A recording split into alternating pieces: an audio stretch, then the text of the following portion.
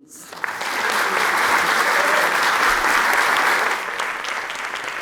right, hello, how are y'all?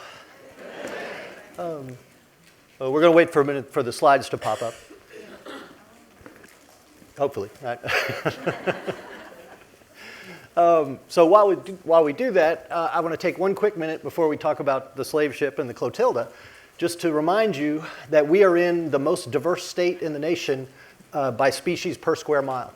We have more than twice as many species per square mile as any other state, which is a stunning, stunning thing. And this was not really well known until about 15 years ago. Everyone was surprised when Alabama turned out to be the most diverse state in terms of aquatic creatures and things like that. My new film, The Carnivorous Kingdom, which y'all may or may not have seen, is about our carnivorous plants. Alabama is a global hotspot for carnivory. And there we go. And so we have, there are 11 species of pitcher plants in America, in North America. 10 of them live in Alabama, and many of them live nowhere else. So it's very cool. You can watch that documentary. It's on YouTube, but it also airs on our public TV a lot. So we are leaders in the number of fish species. We have 450. California, for instance, has 110. The Cahaba River has 150, more than the whole state of California. We are the leader in snails. We are a global leader in mussels, crayfish. We have 97 species of crayfish. California has 9. The state of Washington, home to the second biggest river system in the country, has 1. So these are big numbers. And we are the turtle kings of the world. We have 17 species of turtles in the Mobile-Tensaw Delta, which is our estuary from all the rivers in the whole state, funnel down in there. 17 species of turtles. That is the largest number of turtle species anywhere in any river delta on Earth. These are staggering things. I'll tell you one more stunning thing. For a long time, the Great Smoky National Park was thought to be the global epicenter of oak tree diversity, more species of oak trees in that park. They have 15 species in about 100,000 acres, and they thought this was a big deal. Well, about 4 years ago, there was a big scientific study, and I actually wrote a chapter for it, about the Delta. In the Red Hills of Alabama, the area around Monroeville, scientists working in there found 20 species of oak trees on a single hillside. This is now the global epicenter of oak tree diversity. Now, with all of that, there is one other fact that I'm going to leave you with before we jump to the slave ship. We are also, in addition to being the leaders in diversity, the leaders in extinctions. We have more extinctions. We have more than half of all extinctions in the United States since the 1850s. We have more extinctions than Florida, Georgia, Louisiana, Mississippi, and Tennessee put together. The reason for that is in part because our environmental agency, ADEM, is the least funded environmental agency in the nation. So when you vote, think about those things and join your local environment groups. All right.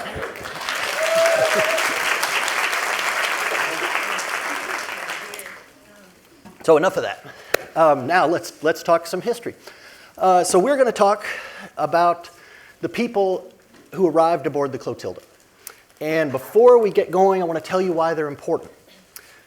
This group of people, 110 people who came on the Clotilda, we know more about them than anybody during the entire 400-year period of enslavement. And we know it from their own mouths. So most people, by the time of the Civil War, almost all the enslaved people in the United States had been born in the United States because it had been illegal since 1808 to bring people in to enslave them. Thomas Jefferson signed that into law. So when the Clotilda happened in 1860, the people on board were very young. They were between 12 and 30 years old. And so they arrived here in 1860. Cujo, I'm in charge of 2 computers here. This is crazy. Let's see. Can I have the next slide? I can't seem to get the clicker kicking. There we go. All right. So this is Cujo here, Cujo Lewis. He's the most famous of the passengers, mostly because he was interviewed by Zora Neale Hurston when he was 87 years old in 1927, telling his story. He lived until 1935. So because of the saga of the Clotilda with this ship and all this stuff, these people were interviewed over and over. The most important interview was in 1914 by a woman from Mobile named Emma Langdon Roach, whose father was a Civil War hero on the Confederate side. And she was captivated by these people, several of whom worked for her father as a gravedigger. He owned a mortuary. And so they told her, 10 of them were still alive when she interviewed them, and they told her their stories. So from their mouths, we have some of the only records of what their lives in Africa were like before they were captured. You know, them describing them, they were quite wonderful. Cujo, for instance, talks about running around with his 18 brothers and sisters. They had 3 different moms. Dad had 3 wives. In the woods, hunting for fruit by chasing for the smell on the breeze, pineapples and oranges, things like that. So we know what their lives were like. Then we know what the slave raid was like from their own mouths. Then we know what life in the Barracoon, the slave prison, was like. And then we hear about the Middle Passage from their own mouths. These are some of the only records in the entire historic record of these things, and they're coming from the mouths of the enslaved. Zora Neale Hurston, in the introduction to her book, Barracoon, writes all these words from the cellars, talking about all the history, that it was all written by enslavers. Not one word for the sold. So her whole book, she said, was to get in a word for the sold. And so that's what we're going to do right now. We're going to talk about why they're so important. We're going to talk about why the ship is so important. Well, it's an Alabama story, and I hope you like it. So these are 3 of the people whose mouths we're going to be hearing from. This is Cujo. This is Charlie Lewis, who was the second ruler. And this is this is Gumpa. And you're going to hear a little more about Gumpa as we go on as well. I just wanted to put you're listening to these people talk when you hear me talk or you read any of these books. This is where the story comes from. Next slide, please. Now, you may have heard the Clotilda story began with a bet. This is the guy who made the bet, and it was a bet. This guy was Timothy Mayer. He moved here from Maine in 1835 when Alabama was the frontier.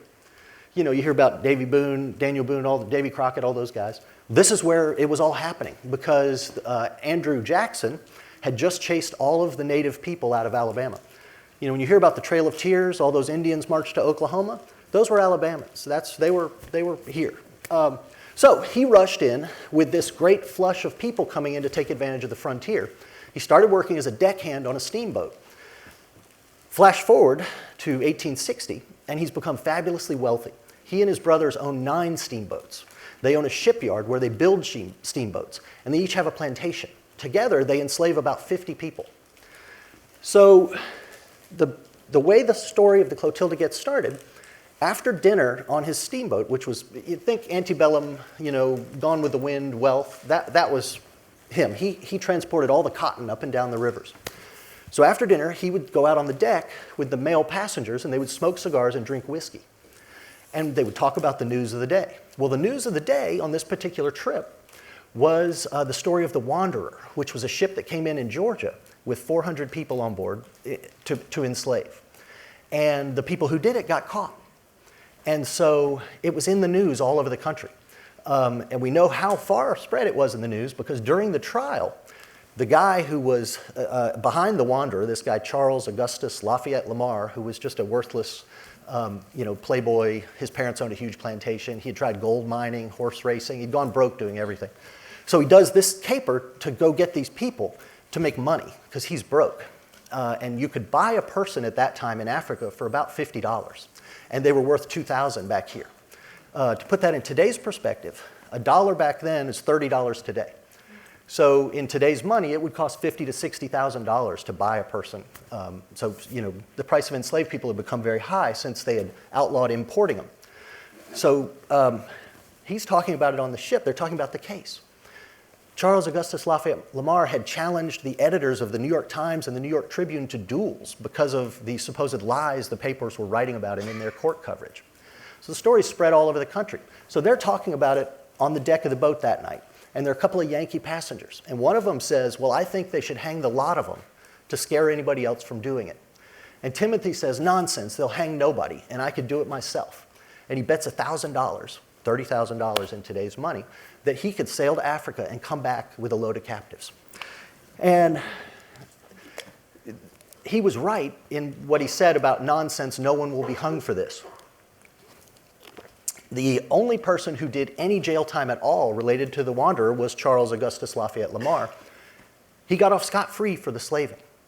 He went to jail because during the court trial, he and his buddies went and broke the captain who had sailed to Africa out of jail so he could come to a party at a hotel. And the sheriff came to get him, and they held him off at gunpoint. So Charles was sentenced to 1 month home confinement and a $250 fine.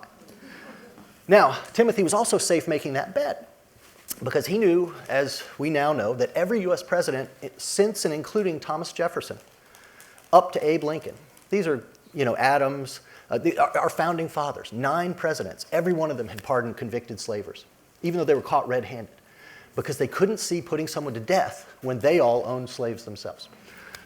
So Timothy was fairly safe in his bet. He then set about making it happen as soon as he got home. And next slide, please. He called his neighbor. We didn't call him. The phones weren't working.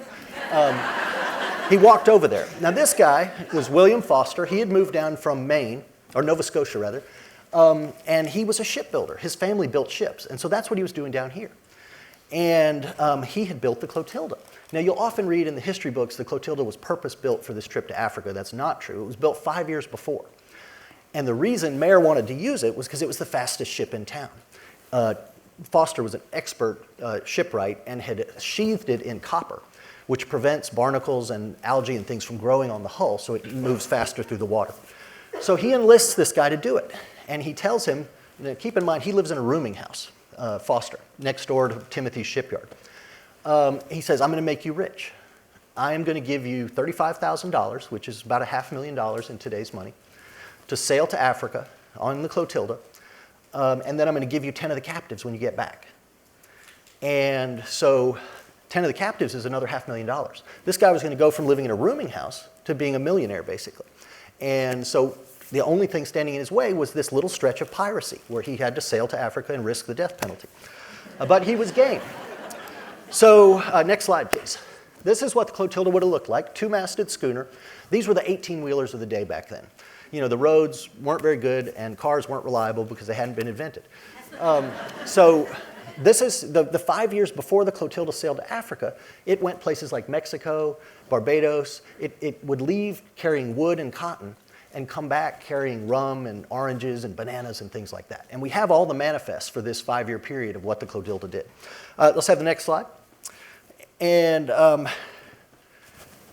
Foster and Mayer needed somewhere to go.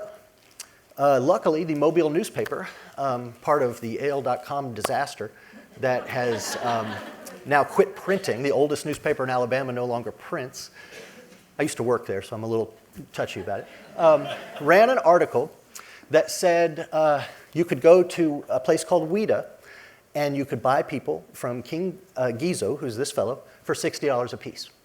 And this ran in the paper in Mobile as news of the world. And what had happened is this fellow had made a treaty with the British. The British were trying to get him to stop capturing neighboring tribes and selling them. A noble goal. And he stopped for about a year. And then he was like, you know what? This palm oil business sucks. I want to go back to selling people. It's easier. So he did. And that's what this article was about. So Ouida is the port of the Dahoman Empire. And so that is modern-day Benin, which is right next to Nigeria. So if this is Africa, this hump over here, Benin is right here. And so if you notice his dress, he's wearing very fancy silks, European fabrics. You see his hat with the rings around, the gold tassels, the giant ostrich plumes. You also see he's holding a machete. The Dahomans, I think, were probably without doubt the most diabolical and ruthless regime in world history. And we'll talk a little more about that. Next slide, please. So they set sail for Dahomey to go to Ouida. By the time they get there, Gizo, the other fellow, is dead, and this is his son, King Glele. So to give you a little flavor of what I meant about diabolical and ruthless, to celebrate the 1-year anniversary of his father's death, Benin, Dahomey is where voodoo comes from. It's Vodun, that's the native religion. And so the way it got here to the Americas, to South America, to the Caribbean, was in the bodies of people captured there and brought here. So that Vodun, voodoo, is all about ancestor worship, is a huge part of it. So to celebrate his father and make his spirits happy, he sacrificed 250 captives at a big party they called a custom, and they do it every year. So when you see the animal sacrifices, Santeria and all that, that's all tied to this. So this is the guy, let's have the next slide, who set about catching the people who were on the Clotilda. And he did it with these women. And this is one of the Amazon warriors of Dahomey. These were world famous people because they were so ruthless. Now this is a woman. Let's see the next slide. You have seen these people before in Black Panther. The warrior women of Wakanda were based on these Dahomen Amazons. Next slide as well, please. And the new movie with Viola Davis, which is insane. That movie is about the Dahomens, and it's like it casts them as the heroes in this story about slavery and stuff. It's like making a movie about the Holocaust and making Hitler the hero. So can we go back 2 slides to the one with her holding the head? Right. So you see she's holding a head. One of the things about the Dahomens was you were not allowed to brag about having killed somebody unless you had their head. And so the women would take people's heads. When the Dahomens went to war, first, they were responsible for capturing about 1/3 of everyone who was enslaved, ever. About 4 million people were captured there. To put that in a little bit of perspective, everybody on the Clotilda and everyone who captured the people who were on the Clotilda all come from modern-day Benin, which is a country almost identical in size to Alabama. The Dahomen Empire was an area about the size of Birmingham. So the way to think about this is this tribe, the Dahomens, the Fon is their modern name, spent 300 years catching 4 million people from an area the size of Alabama. It's a stunning fact. So when they went to war, they marched with an army about 50,000 strong so that they could overwhelm any enemy. And the men would wait outside. You see the walls behind her, the big sticks and all? These were fortified forts like we were making here. The men would encircle it. The women would go over in the dead of night using ladders. They would climb over the wall, and they would run into the village, and they would start killing people. Cudjo in Barracoon talks about coming out his door because he was awakened by the men bashing a battering ram into the main gate of the village. And he comes out and he sees one of these women on top of his neighbor cutting his head off. So chaos in the village. Everybody runs to the gates. Cudjo had always said, oh, the secret of the gates keeps us safe. Well, the only secret was where there were 8 gates, smaller gates hidden away from the main one. So if attackers came, you'd run out the little gates. Well, a traitor told the Dahomens about that. So they were waiting around all the gates. They killed everybody in the village who wasn't between about 12 and 30. The way the Dahomens operated, if you were too young or too old to be enslaved, they killed you. So they weren't leaving anybody behind who would want revenge. This is one of the unknowable facts of slavery. We know how many people were enslaved because they kept tallies of how much money they were making and buying and selling. But historians think for the 12 million people who were enslaved, there were 20 to 30 million people killed that had to be killed in order to get these other people. Now, I grew up, I went to elementary school in Georgia, public school. We were taught that white people went to Africa and threw nets over black people and brought them back. Well, of course, this is ridiculous. These people were trained as warriors. You see she's got a gun, right? So the Dahomens and a couple other tribes in other parts of Africa had industrialized the business of capturing people. Let's skip ahead a few slides. One more. Yeah, right here. They were capturing so many people. A Dutch slave trader in 1619 wrote, in most slave ports, you can expect to get a few people in a week. In Ouida, you can get 1,000 people in a few hours. And that's what Foster encountered when he got there. He was taken to the Barracoon, the slave prison, and he says there were about 4,000 naked people in pens that he was picking from, which is a stunning thing to think about. And so they were doing these annual raids where they would come back with 10,000 captives. Not annual, they were doing these all the time. And we can see it in modern-day Benin. This is a village. It is called Ganvi. It is in the middle of a lake. It is 5 miles from shore. It was built in 1704 because the Tofinu tribe, a small tribe, knew the Dahomens are coming for us. What are we going to do? They also knew the Dahomens wouldn't cross water before battle because it was bad, it was in their religion, because many of the gods in the Vodun religion are sea serpents. And so they wouldn't cross water. So these folks moved out there, and they're still there today. 50,000 people in a village on the water because they were so scared of getting captured by the Dahomens way back then. Let's see the next slide. And hit it one more time. This is a little video. I shot this with my drone while I was there, and you can see there are hotels, there are bars. You know, it's a sprawling village. They survive on aquaculture. Next slide. And this is the school. They built an island for the kids so they'd have somewhere to play soccer and stuff. That big boat over there is the school bus, or one of them. Let's have the next picture. And, oh, I got a few behind here. And here you can see the kids on the school bus. Now, when I was shooting them with my drone, they started throwing rocks, the kids on the land, at the drone. It wasn't because they were scared of it. They had seen them before, for sure. I imagine it was probably, let's have the next slide, probably fun to take one down. This is like a 6-year-old kid paddling this 25-foot-long canoe. It was just crazy. Such a neat place. All right, next slide. Here's one of their sailboats, or 2 of their sailboats. Some of the sails you could see were sewn together with flour sacks and things like that. Let's have the next one. Now we're going to jump to Cudjoe.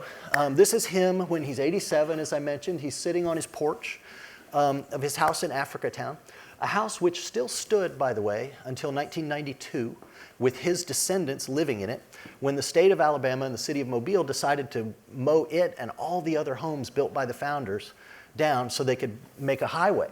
And they made the highway to get hazardous waste off of I-10, where it goes through downtown Mobile. They said, well, you know what, let's send it 3 miles north and make it go through the heart of Africatown, which they did. All right, next slide.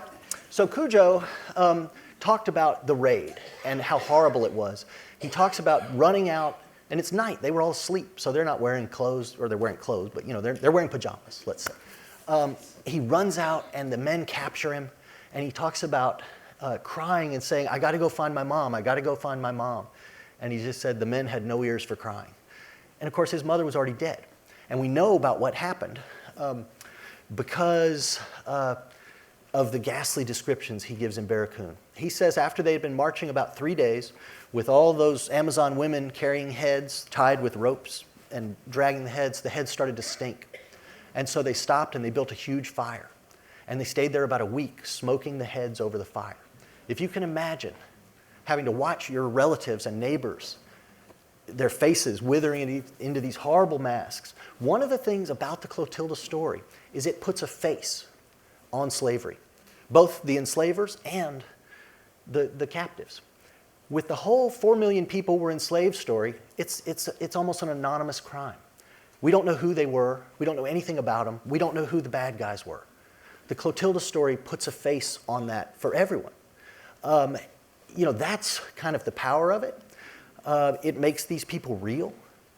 And the other thing it does is for everyone whose ancestors arrived in the hold of a ship, their history, their family history, if they're lucky, begins with the plantation where their people were enslaved. They can't go back further in ancestry the way so many people in America can, tracing their roots back like that, because they weren't recorded. And so the Clotilda story, where we hear the whole story from beginning to end, from their happy lives in Africa to where they ended up enslaved and all that, it is sort of a proxy story. It is the origin story for the African diaspora, both South America and North America. Anyone whose ancestors arrived in a hold of the ship can know this is what happened to their people. This is how they felt. Cudjoe would burst into tears as a 90-year-old man thinking about his life before and what he had lost. So this is the palace he was taken to in Abomey, which was set back from the coast, from Ouidah, the port, because they were worried the British slave people would attack them, which the French ultimately did. And let's have the next picture. I went in this palace. It's still there. So this is a fawn person, a Dahomey. I want you to see it because of the facial scars. And these are still done today, which makes Benin a really neat place for this reason. You can look at somebody on the street and know if their ancestors were the people who captured people or were one of the tribes that was captured. And so there's this tension there today, and the people in the government talk to me about it over and over. They're worried about the Dahomeyans, the Fon, are still the largest tribe in the country and control all the levers of government. They're worried about the other tribes, a tribal resentment coming to a full head like what happened in Rwanda. That was just a tribal resentment that grew into this brutal war. So they're working on that there. But being able to tell, where people stood, like you can't look in here and decide who's a Yankee and a Confederate, right? So next slide. This is the old slave route. Cujo and 4 million other people were marched down this 60-mile road to the coast to be sold. So if you think about it, you can go walk on it today and think about all those people marched down this road. This, next slide, is the Tree of Remembering. And they marched, Cujo talks about this too. The Dahomeyans marched every prisoner around this tree 3 times with the goal that when they were died in the strange land they were being deported to, their souls would find their way back to Benin and not be angry at the Dahomeyans for sending them away, which is just crazy. Next slide. This is a view from the Barracoon, one of the Barracoons in Ouida. All the big slaving nations had these. The Portuguese, the Dutch, the English, the French, the Spanish, these giant forts with huge courtyards in the middle where they kept the captives.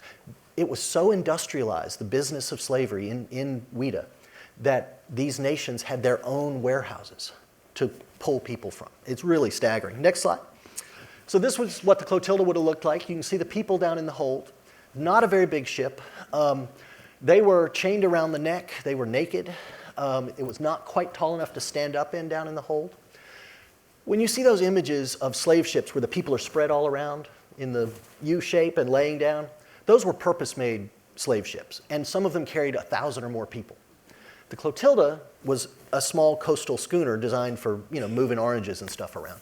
They just forced it into this, so they couldn't take that many people. Next slide. Now we're with Cujo in Africa Town. He's at his well. Incidentally, he is, and one other Alabama woman, Sally Rudoshi Smith, who was also on the Clotilda, are the only 2 African-born slaves ever captured on film. And we have film footage of both of them. And you see him smiling and laughing. He was a well-known storyteller. Next slide. This is him with his wife. Next slide.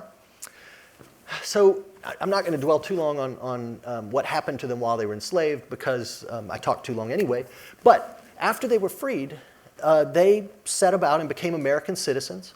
They actually voted in 1870, among the first wave of freed African Americans ever able to do that. This was his house, the one that was torn down to make way for that road. You see he's got his boater hats on the wall there. But what you also see are all those empty chairs. By the time Cujo was about 60, his wife and all 5 of his children had died. Several of them died of yellow fever. Mobile was rife with yellow fever in that era because there were no window screens. But his boys, 3 of them were murdered. One by a sheriff, an African-American sheriff, in fact. His kids were always fighting because the American-born blacks picked on him because they were his kids, they were African. And this was something that carried forward, well, into the next century. I write in the book about people in Africa Town denying they were connected to the Africans because they were ashamed of it. All right, let's have the next slide. This is where I come into the story. This is, I wonder if there's a laser pointer on here. Oh, there is. This is 12 Mile Island right here, which is what we're going to talk a little bit about. So a friend of mine, I was an investigative reporter in Mobile for close to 20 years, doing all kinds of investigations. I never once thought about looking for the Clotilda. So a friend of mine called me up one day because he had heard a guy on the radio, a historian, say, if we could ever find the Clotilda, that would solve one of the greatest maritime mysteries in American history. So my friend calls me up. He used to work with me at the newspaper until AL.com fired him, even though he was an award-winning outdoor journalist. He's now a manager at Bass Pro Shops. That's just another dig at AL.com. He called me up and he said, I think you should look for the Clotilda. And my first response was, is it missing? Because I didn't understand that the ship, the story of the ship. I knew from living in Mobile, there's a mural of the Clotilda, and everybody says, oh, this is where the last slave ship came in. Well, I didn't even understand that it had been illegal to bring people in since 1808. So I didn't know the story. So Jeff tells me the story, which is they go to Africa, they come back, and the heat is on, so they have to burn the ship. Well, the heat was on because Mayer, as soon as the Clotilda left for Africa, started bragging about what he was doing to everybody he talked to because he wanted to thumb his nose at the government, kind of like I'm doing with AL.com, I guess. So I'll stop that. So he told everybody. The week the ship left, there was an article in the newspaper, in the Press Register, saying, we congratulate the people on the Clotilda, we wish them success on their trip to Africa to get a cargo of slaves. And this runs in other papers. So unbelievably, the federal officers associated with the district court in Mobile realized, hey, this guy's admitted he's doing a crime right now that the penalty is hanging. Let's start watching him. So they start watching him at his house. So by the time the ship comes back, the plan had been for the Clotilda to come back, sneak in, Mayer would meet them in a steamboat, pick all the people off, and then Foster would sail the ship to Mexico and clean it, because a slave ship was a horrible, stinking thing, and come back with a cargo to prove they had been somewhere and all this.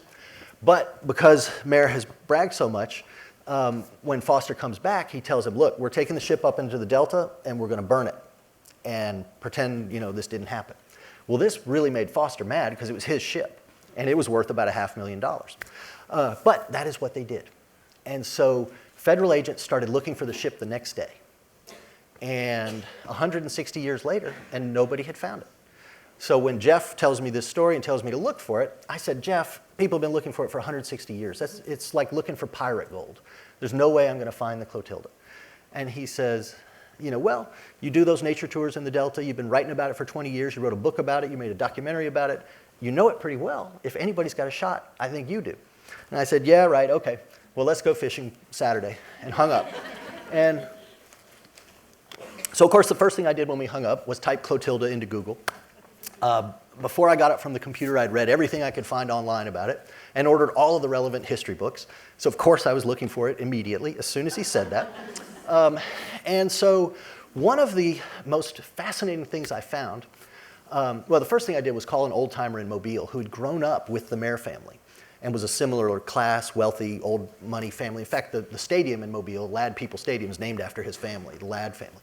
So I called up this old guy, Russell Ladd, and I said, Russell, do you know where the Clotilda is? And he said, well, Daddy always said it was at 12 Mile Island. Next slide, please. And so that was the first time I heard 12 Mile Island. The second time that popped up was in the library, where I had learned that Captain Foster's journal that he kept during the trip to Africa was in the archives. So I went and read it. I did not magic marker this. It was that way when I found it, I promise. This is handwritten by the guy who sailed the Clotilda to Africa. And a lot of what I told you about the journey, in the book, there's a lot about his negotiations with the Africans. It's all out of this thing. All the historians who wrote the books had read it because they all described the content, the cargo they had when they left Mobile. How much rum they had, how much casks of salted meat, bread, rice to feed all the captives, how many barrels of water. But none of them read the most important part, where the captain who sailed the ship to Africa tells you where he burned it. And you see it right there, 12 Mile Island. Right here, 12 Mile Island. So I sailed my schooner up the Spanish River into the Alabama River at 12 Mile Island. Then he says he transfers his slaves to a steamboat, sent them up into the canebrake to hide them. He never once mentions Timothy Mayer's name in this whole thing, by the way. The reason this journal exists, this is actually a copy of his journal he wrote 30 years later because he was so angry that Timothy Mayer had gotten all the credit as the last slaver and had been interviewed so many times. So this was his effort to get some credit. It was called The Last Slaver, actually.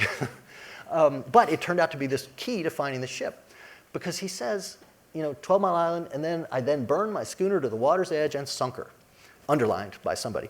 So right there, I've got the guy who sailed the ship to Africa telling me where it is. And I knew 12 Mile Island because I actually would go fishing there a lot. In fact, Jeff, the guy who told me to look for it, is the first person who ever took me fishing at 12 Mile Island. So let's have the next slide. This is the 12 Mile Island area. And next slide. This is it from a drone in the wintertime. And the next slide. So I went up there. I did all my research for months. I started in August 2017. January 2018, we had that super cold spell that came through with the north wind. It was the bomb cyclone up on the East Coast they made so much noise about.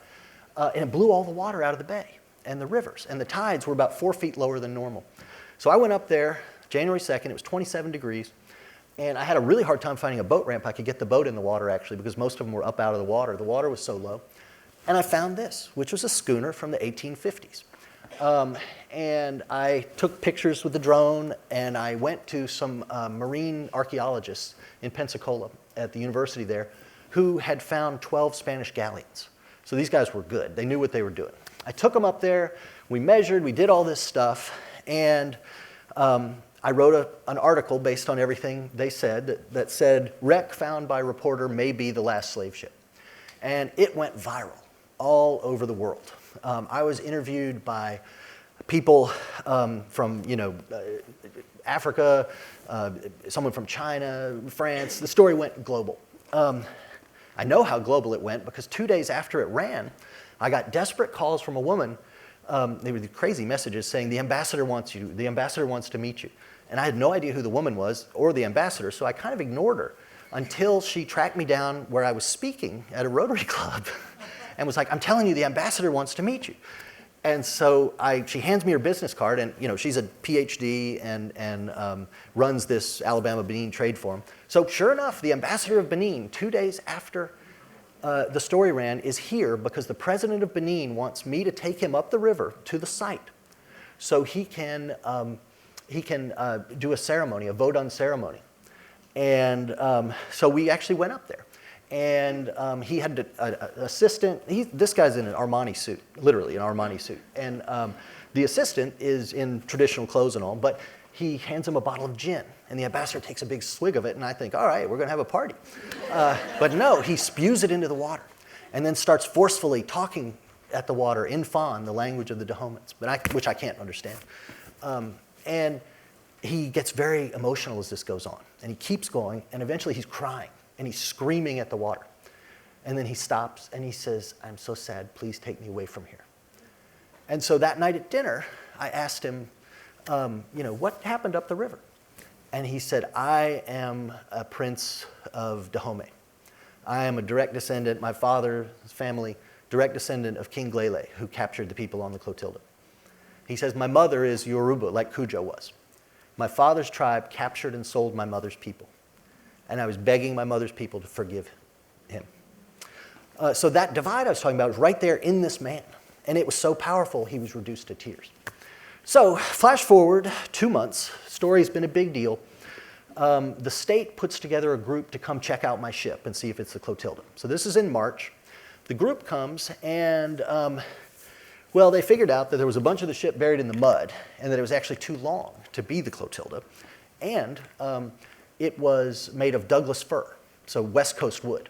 And while the Clotilda, we know everything about how the Clotilda was built because it was built in Mobile. And they recorded, the bureaucracy of America really exploded in the 1850s. They recorded every detail about how ships were made and how big they were because that's how they charged taxes when they came back with cargo. It was based on the volume the ship could hold.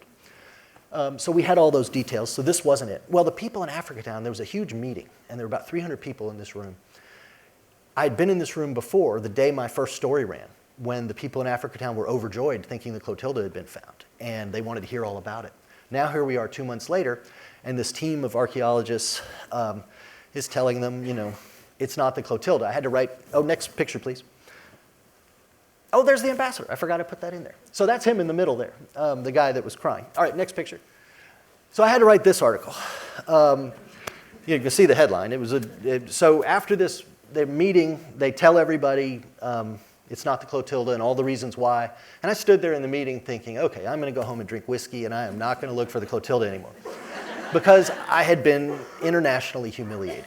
And I knew I had been because I heard myself on NPR the Sunday after this article.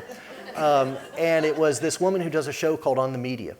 And I was driving to the boat ramp to take a charter out, actually. And she said, remember that guy who said he found the Clotilda? And she plays this clip of me saying, and I saw this dinosaur backbone rising up out of the water. And it was the frames of a ship. And I just thought, that has to be the Clotilda. And then she breaks in and says, yeah, not so much. So I'm leaving this meeting where they tell it's not the Clotilda. I go outside, and one of the descendants comes up to me, a woman named Thelma Mabin Owens, and gives me a big hug. And she's been crying, and she starts singing a gospel song in my ear. And the song is called There's a Bright Side Somewhere. And the lyrics are, there's a bright side somewhere, don't give up until you find it. And she sings the whole thing in my ear, the whole chorus. And then she pushes me back and holds me by the shoulders and looks me right in the eye and says, don't give up, Ben. Keep looking for it. You're going to find it. Nobody else is looking for it. You're going to find it.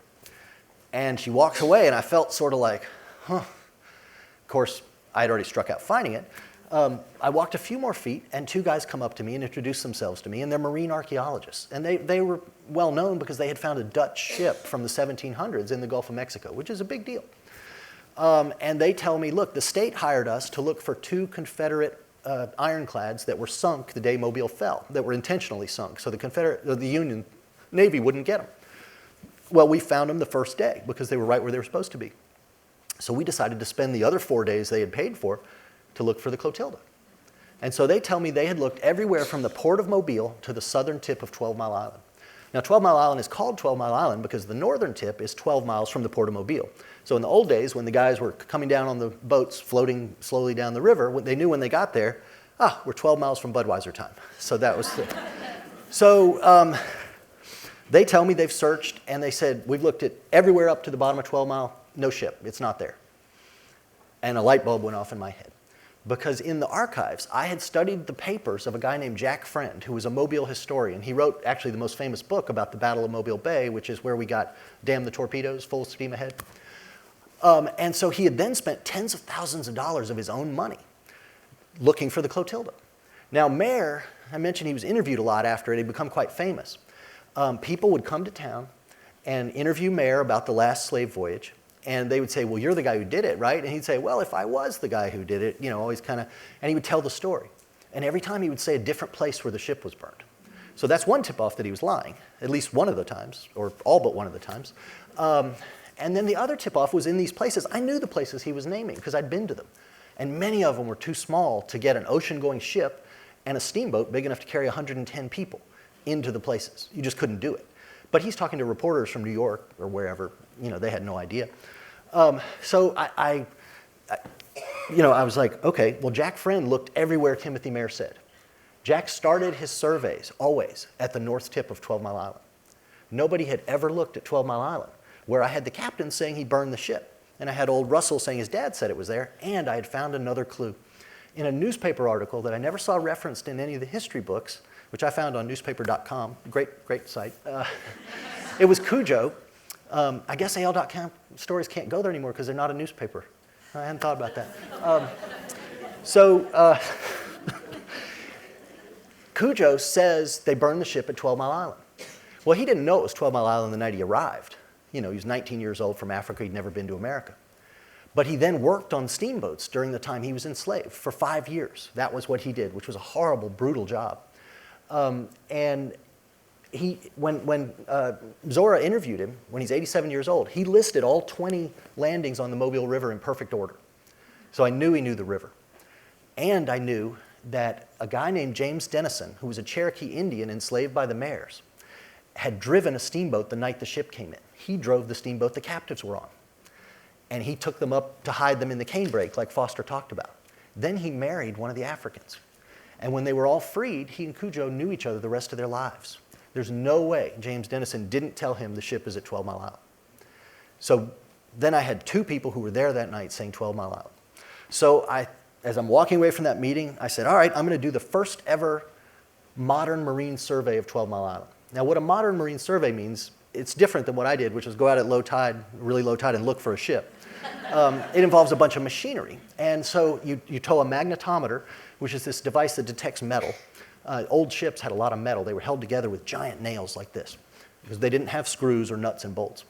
So you tow the magnetometer, then you tow a sub-bottom profiler, which looks under the mud to see if something's buried, and a side scan sonar, which looks and paints a picture of what's on the bottom.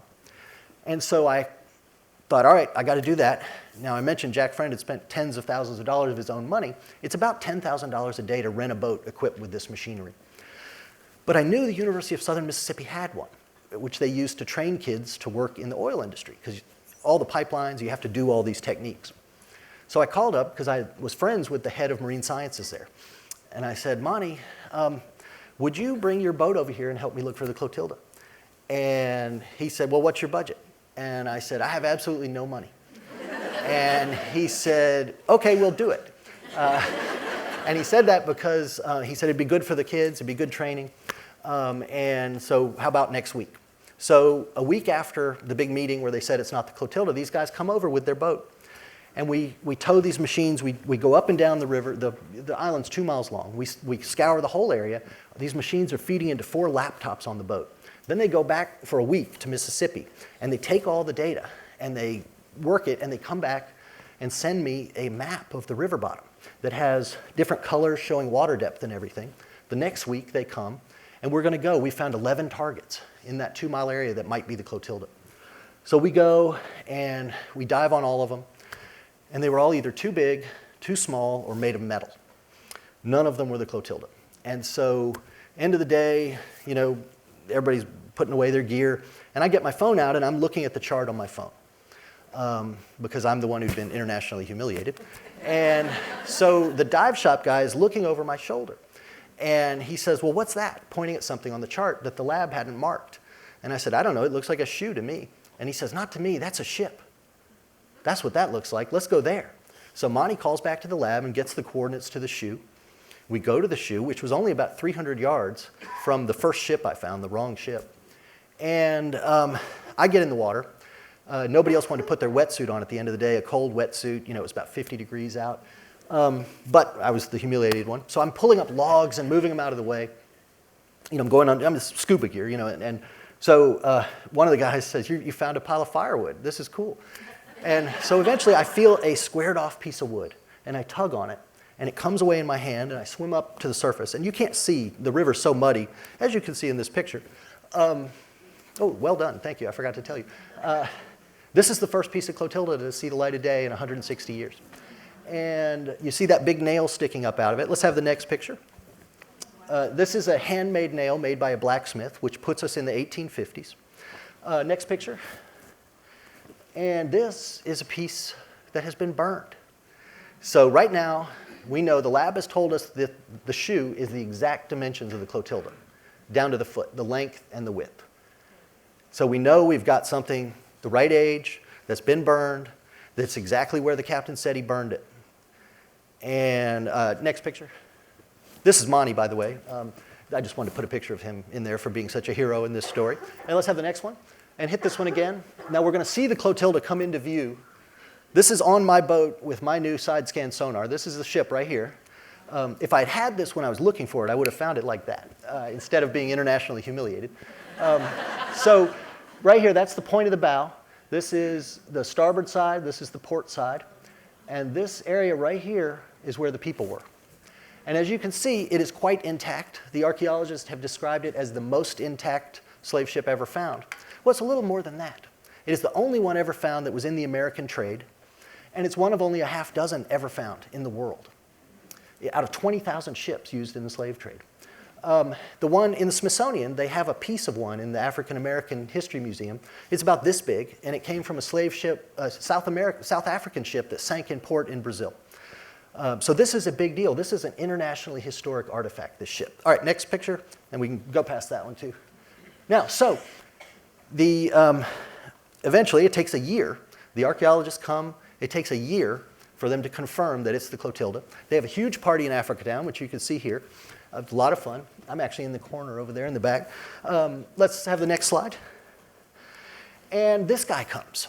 And this is Dada Dagbo Hunanhuli II. And he, as his father before him, is the highest ranking Vodun priest on earth. He described himself to me as the Pope of Voodoo, so to help me understand who he was, literally. He's a fascinating guy, actually. His business card says that he is the king of seas and oceans, and he's a lawyer and a labor negotiator. So it's quite a portfolio. So he comes and he does this, he does a ritual. The ambassador, when the ambassador came, he told me, if this turns out to be Clotilda, someone much more important and more powerful will come. And so this is the guy. And he threw stones on the deck, and he spat on them, and he arranged them. He tied knots in the rice growing along the bank and everything. And he invited me to come to Benin. Next picture. So I went. So here I am about to go through passport control. Well, I'm behind this lady. And you see the military guy. And I think, uh-oh. Because when the ambassador came, 3 days before he came to Mobile to go up the river with me on the boat, you remember Donald Trump's S-hole countries comment? Well, guess who was standing outside the door of the Oval Office? The ambassador to Benin. He was literally talking about Benin when he said that. And the ambassador made sure everybody in the world knew it, as you've all heard.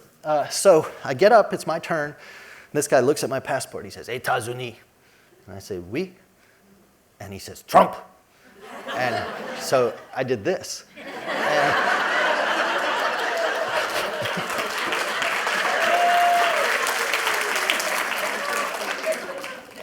So he says, Bienvenue à Benin. All right, next slide. So this is the view from, this is the pool on the roof of the hotel. Very nice. And next slide. And this is the view from over the edge. And so, you know, I'm in a very fancy hotel, very nice, and this is what's outside all the windows. This is Cotonou. This is the largest city in Benin. It's about 750,000. And it just sprawls out everywhere. It was, let's have the next slide. It was incredible trip. This guy's little clothing shop, I actually bought a bunch of clothes from him, and you see they're all wrapped in plastic. And I would point at one that I liked, and he would put it, and I said, well, let me try them on. He's like, no, I got you. I got your size, no problem. I don't know what, there was some sort of body dysmorphia going on. I got them, and they were all, I got home, and they were all for kids about this big. So let's have the next slide.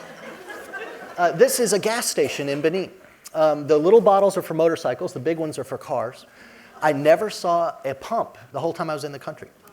Next shot. This is a street scene in Ouidah where the captives were sold. Next shot.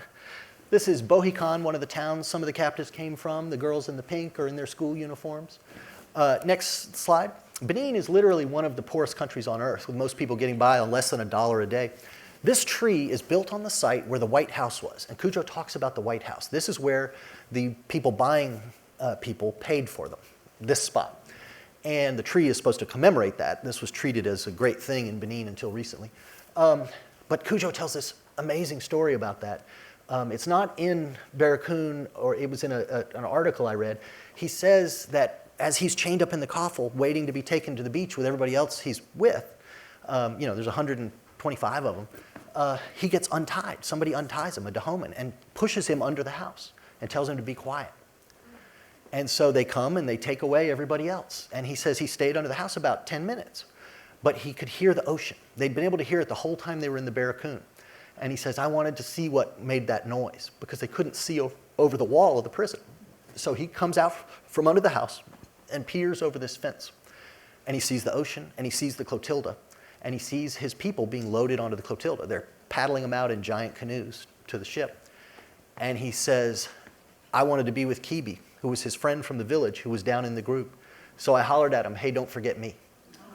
And so they came and got him. And, you know, everyone he knew had been killed except the people he was with.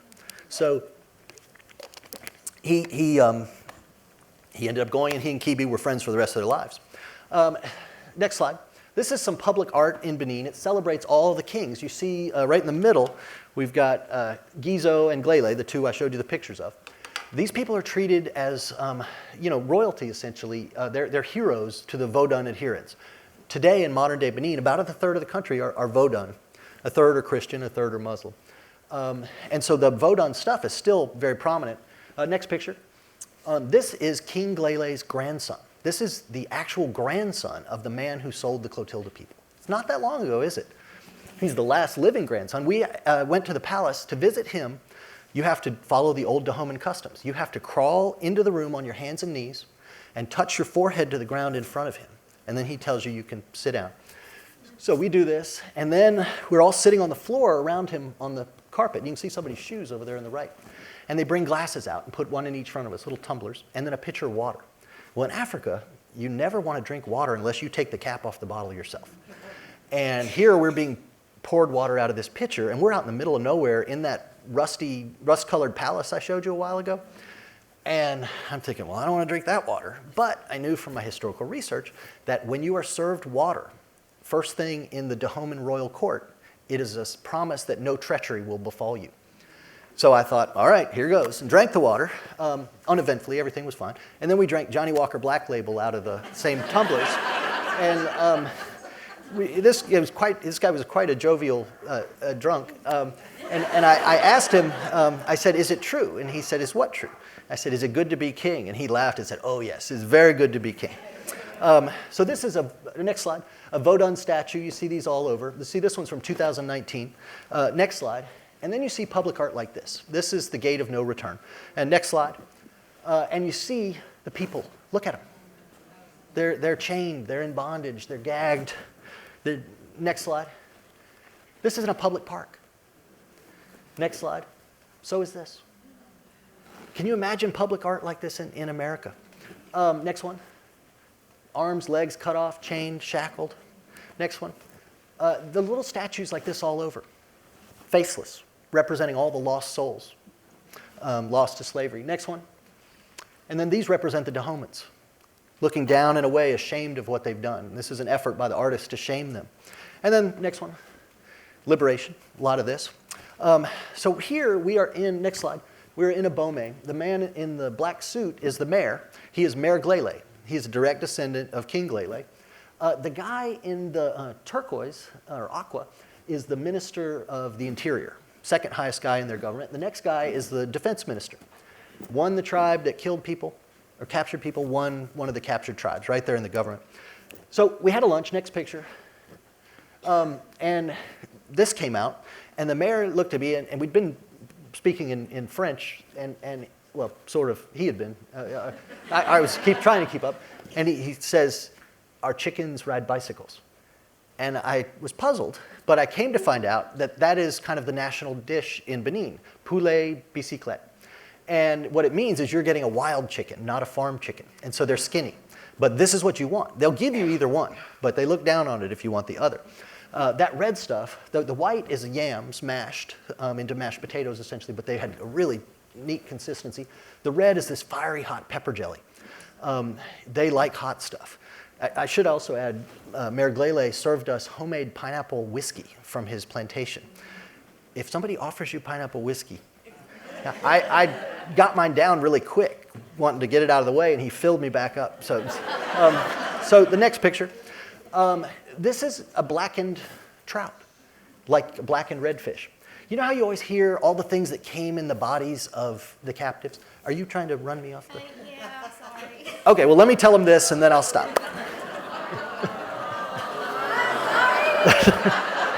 She kept creeping closer and closer. It's like... Are y'all willing to have a shorter lunch break? Yes. And keep going. I've only got about 10 more minutes, so anyway, you always hear about the things that come in the bodies of the slaves to America, the things we got from them. And this is an example of it. The women on the Clotilda, after they were freed, they all teamed together and bought land. Not just the women, the men too. They bought land from their former enslavers and built houses. And each house had about 2 acres around it as a little farm. And in Benin, in Dahomey, the women were the farmers. And they would raise crops, and then they would sell them at the market. Cujo actually came from a market town. It was quite a cosmopolitan place. You know, that was one of the things about the people on the Clotilda. They were business people. There was a commercial fisherman. There was a furniture maker. You know, they had been free before, and that was part of the draw of Africa Town. When, you know, you had 4 million, well, I don't know how many, millions of people turned out from their plantations. And they didn't know how to be free, the American-born blacks, because they had only ever been enslaved. But these Africans knew how to be free because they had been free just 5 years before. And so they set about making money, and actually Africatown became a beacon where American-born enslaved people moved there to be in this community ruled by African Americans. It was kind of fascinating. So the women are making food, growing vegetables, and you would hear about them walking to town with baskets on their head. And this is all in Mobile.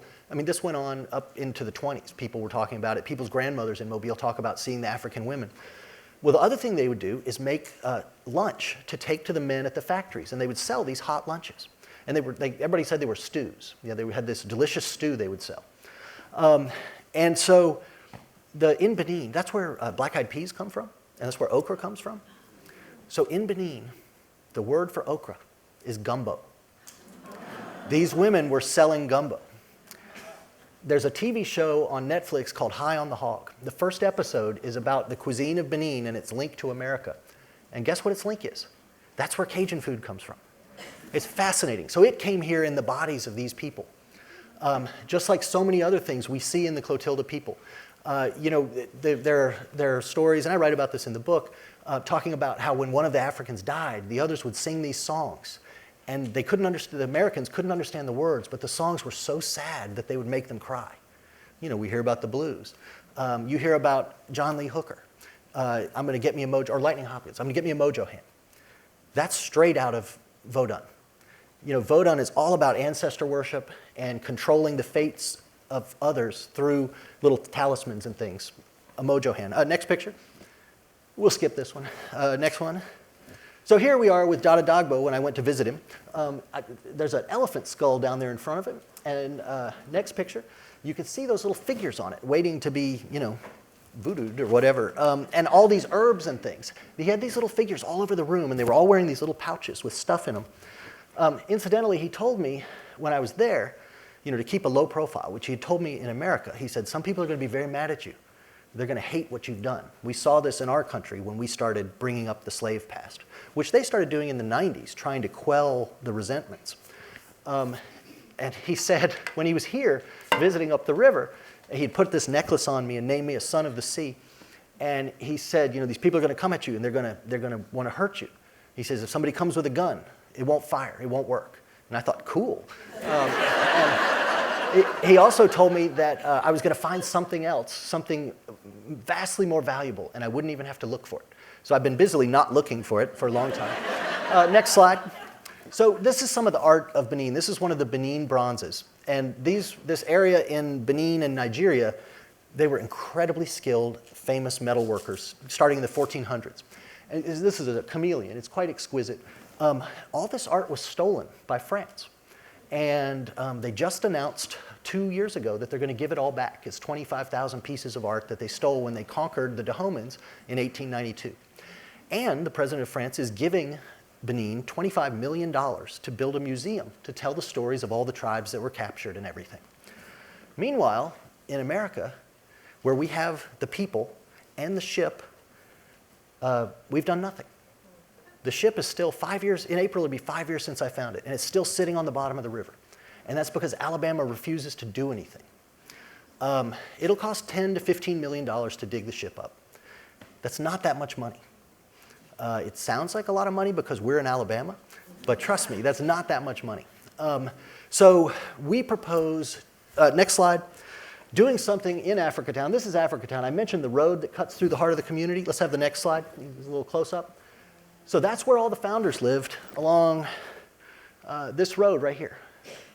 And this is the bridge that comes over. This is incidentally the largest paper plant in the world, no longer operates, built right on top of Africatown. So this is where all the founders lived, right in here. Cujo lived right there. Gumpa, the first leader, lived right there. Poli, one of them, lived there. So when they built that road, and this road, which is the I-165 spur to get things from the shipyard to 65 as fast as possible, all houses destroyed, all along here. The entire business district of Africatown was right here. Up until they built the road in 92, Africatown had doctor's offices, a post office, a movie theater, restaurants, dry cleaners, groceries. There's not a single business in Africatown today. A city of 12,000 people has been reduced to 2,000 through nothing but environmental justice, racism. And this, incidentally, was this big housing project that got raised 2 years ago because it had become condemned because the city let it fall apart so badly. Next slide. So in 1968, the Mayer family decided to destroy 500 houses they had built in Africatown. That was about a third of the community's housing stock. They did this because the city of Mobile had finally given Africatown water service. And the mayor patriarch at the time said, well, now that you've given them water service, these houses are too valuable, our taxes are going to go up, so we're going to tear them all down. And he said, besides, these people don't need water anyway. They've been getting along fine without it. He said, if you give them a bathtub, they won't know what to do with it. They'll probably store food in it. This was in a newspaper, this guy said this in 1968. So this is the cemetery where all the Africans are buried. These are areas, all over Africatown, there are these forests. Those are all places where the mayors tore the houses down. Next slide. And so that yellow is where Cujo's house was. This was Poli's house I mentioned. Right there is, next slide, the chimney that was built with bricks Cujo and his kids made for their neighbor, Gumpa. And that's the last thing we know the Africans built that's still standing in Africatown. So next slide. Here you can see some more of those red areas where houses were destroyed. Next slide. But let's focus on this. This is the old abandoned housing project site. Next slide. It's 42 acres, and it's in Africatown, and it's on land taken from the from Africatown residents. In 1960, I think, and this was at the newspaper. We wrote about murders and stuff here all the time. It was just, a crack murder hellhole, essentially. But now it's 42 acres in the heart of Africatown, which is in the city of Mobile. We want to build a museum there, a museum big enough to put the ship in. We want to restore the commercial district and put it there. We want to build a theater for an African-American theater troupe, and we want to build some houses. You know, it's 42 acres. And we will have, next slide, the National Monument to the Enslaved, which we don't have in the United States. Now, you see the Legacy Museum in Montgomery. It has been a massive economic impact for the state and the city of Montgomery. 8,000 new hotel rooms rented a year, $1 billion economic impact. Having the last slave ship in a museum in Alabama, in Mobile, in Africatown will be an international draw. And we've got to move the state from dragging their feet. The state archaeologist, for years, has gone around saying, well, we're looking at preserving in situ. What that means is leaving it to rot in the mud. It's ridiculous. This is the most intact slave ship ever found. We cannot let Alabama be so stupid we'd let it rot instead of digging it up. You know, we can have this museum where we do something no one else can do anywhere else on Earth. We can tell the story of the people who arrived on the ship. This is my last slide. Next picture. So this is a good friend of mine, Darren Patterson, who's the president of the Clotilda Descendants Association. Darren did not know he was a descendant until he was 60 years old because his mother lied to him about it all his life. His great aunt, Eva, would tell him, you're an African. And his mother would say, don't listen to anything Aunt Eva says, she's crazy, she's not African and neither are you. But she was. She lived until 1992. He knew her in his adult life. Her father was one of the Africans. She was born to his second wife when he was about 50 in 1894. He could have asked her all kinds of questions, but his mom stole it from him. This is Gary Lumbers, who was Cujo's great-great-grandson, was living in Cujo's house when it was torn down. And this is Mike Foster, a descendant of Captain Foster. And I brought Mike to Mobile because they wanted to get to meet somebody connected with capturing and selling their relatives. And the Mayer family has refused to ever have anything to do with them. That may be changing soon, but at the time. So he came to a big festival and met so many of the Africans. He took his wedding ring off, and he told me he wasn't going to mention his wife or daughters because he was afraid somebody might want to hurt them to get back at him for what his relatives had done. And I said, Mike, no, they're going to hug you. They're going to love you. And that's what happened. And he talks about it as the most emotional day of his life, aside from getting married and the birth of his kids. So I took them up the river to the wreck site because they all wanted to go.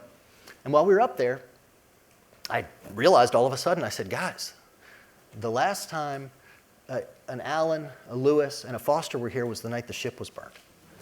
And so they had a big hug and cried. And afterward, Darren said to me that he and Mike were like long-lost brothers. Darren was a sports writer by trade, and Mike's email address is San Francisco sports fan. So Darren said, this was right before the pandemic, he said, well, Mike and I want you to go with us to Benin. And we want to go meet the people there. And we think maybe if they see a descendant of a slave and the descendant of the man who bought his ancestors hugging and laughing, maybe it can help them heal too. All right, you can throw me out. That's